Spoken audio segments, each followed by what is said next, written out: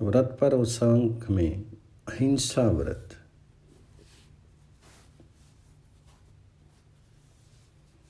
अहिंसा मानव का सहज स्वभाव है।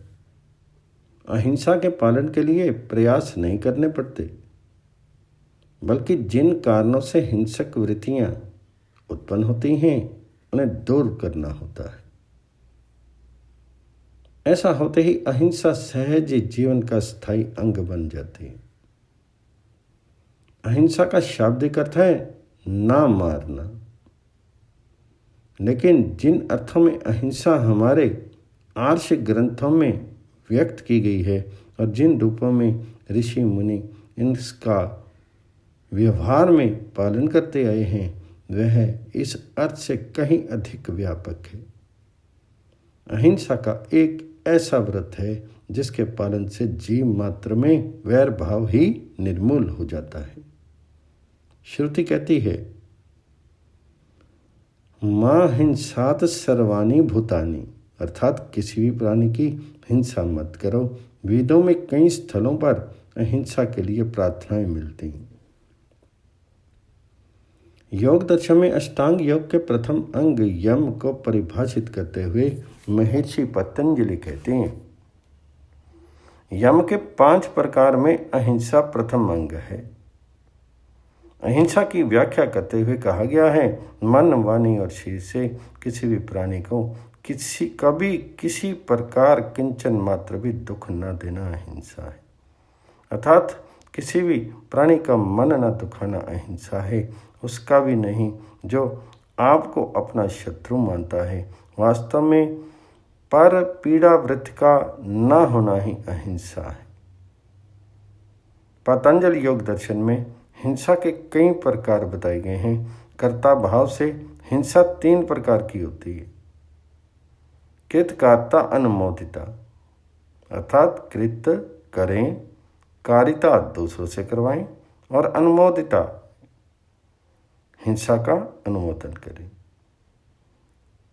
वृत्ति के आधार पर वे 3 और भेद करते हुए कहा गया है, लोभ, क्रोध, मोह पूर्व का, अर्थात हिंसा लोभ, क्रोध और मोह के कारण हो सकती है। इन भेदों को मिलाकर के एक साथ देखें तो हिंसा के 9 भेद होते हैं। हिंसा की तीव्रता के आधार पर इसके 3 और भेद किए गए हैं, मृदु, मध्य, अधिमात्रा,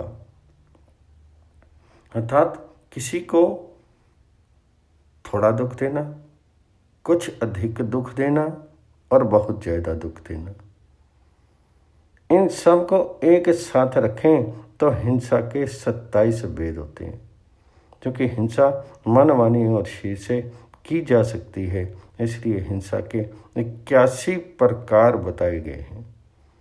देश, काल और व्यक्ति के आधार पर हिंसा और भी कई भागों में विभाजित की जा सकती है।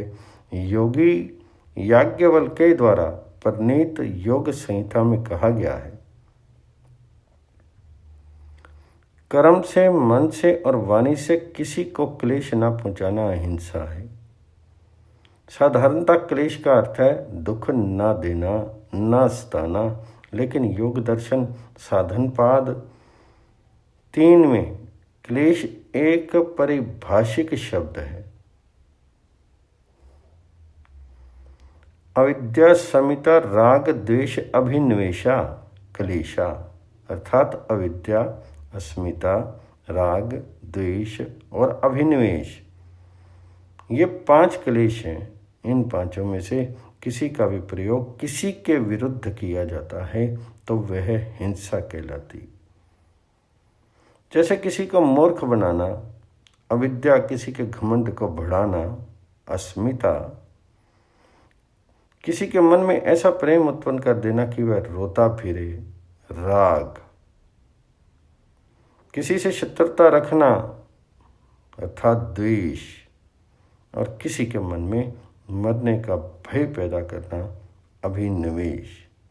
इन सब का या इनमें से किसी एक का भी प्रयोग किया जाता है तो वह हिंसा है, और इनका प्रयोग ना करना अहिंसा व्रत का पालन करना है।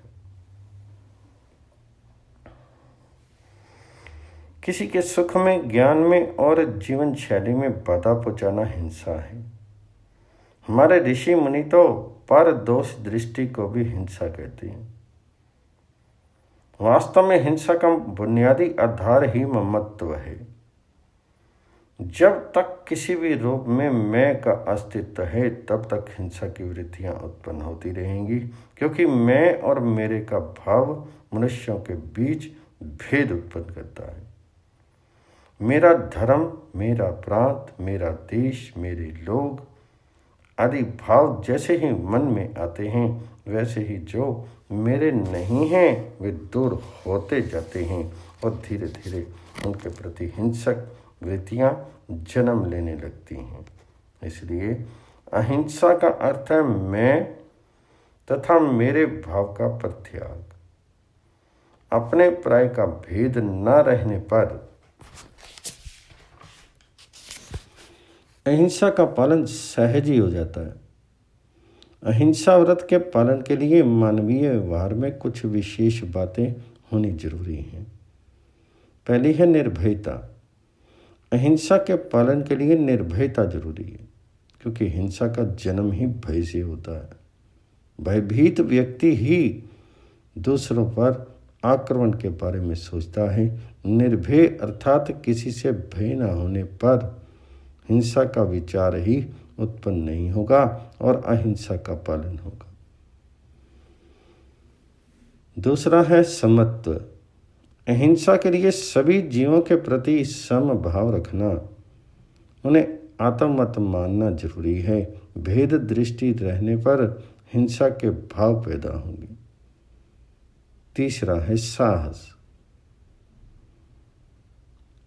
अहिंसक शक्तियों का साहसी होना जरूरी है। कायरता और अहिंसा साथ साथ नहीं रह सकती।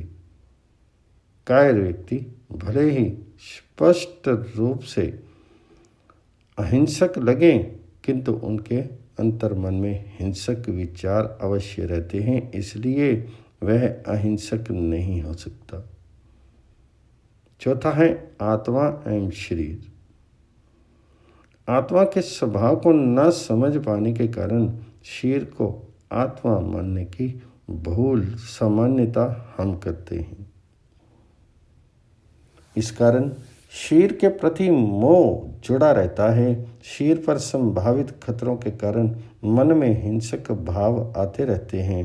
अहिंसा व्रत के पालन के लिए शरीर और आत्मा को भिन्न समझना और दोनों के स्वभावों को जानना जरूरी है। पांचवा है आत्मशुद्धि। अहिंसा के पालन के लिए मन, कर्म और वचन से निर्विकार होना आवश्यक है। राग द्वेष युक्त व्यवहार अहिंसा के पालन के लिए अनिवार्य है। इन सब का प्रयोग अहिंसा व्रत के पालन को प्रभावी बताता है। आज के अशांत और हिंसा प्रधान वातावरण में अहिंसा व्रत एक ऐसा उपाय है जो कल्याणकारी, शांति और निर्भयता की स्थापना कर सकता है। अहिंसा विपरीत परिस्थिति में भी मनुष्य को अडिग रख करके धर्म पालन के लिए साहस देती है। इस व्रत में विश्वास रखने वाले को मानवता में गहरी आस्था रहती है। दूसरे सारे उपाय एक पलड़े में रखे जाएं और अहिंसा अकेले ही दूसरे पलड़े में रहे तो भी अहिंसा का पलड़ा सदा भारी होगा। अतः सभी को अहिंसा व्रत में तत्पर रहना चाहिए।